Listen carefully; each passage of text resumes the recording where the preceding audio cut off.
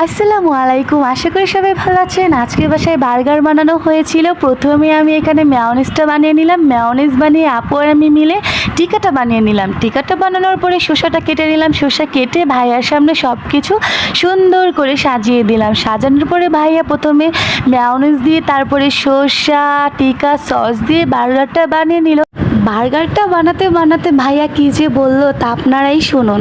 Yes, this is now mayonnaise. এটা খাবার test বাড়ায়।